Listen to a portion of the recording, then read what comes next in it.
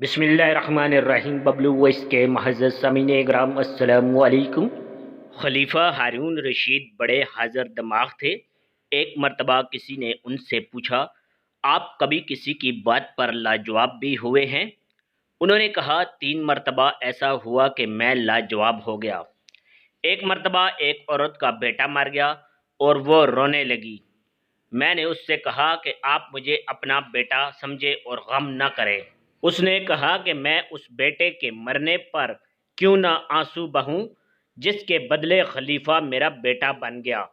دوسری مرتبہ مصر میں کسی شخص نے حضرت موسیٰ ہونے کا دعویٰ کیا۔ میں نے اسے بلوا کر کہا کہ حضرت موسیٰ علیہ السلام کے پاس تو اللہ تعالیٰ کے دیے معجزات تھے، اگر تو موسیٰ ہے کوئی معجزہ دکھا۔ اس نے جواب دیا کہ موسیٰ نے تو اس وقت معجزہ دکھایا تھا جب فرعون نے خدائی کا دعویٰ کیا تھا، تو بھی یہ دعویٰ کر تو میں معجزہ دکھاؤں گا۔ تیسری مرتبہ لوگ ایک گورنر کی غفلت اور کاہلی کی شکایت لے کر آئے۔ میں نے کہا کہ وہ شخص تو بہت نیک، شریف اور ایماندار ہے۔ انہوں نے جواب دیا کہ پھر آپ اپنی جگہ اسے خلیفہ بنا دیں تاکہ اس کا فائدہ سب کو پہنچے۔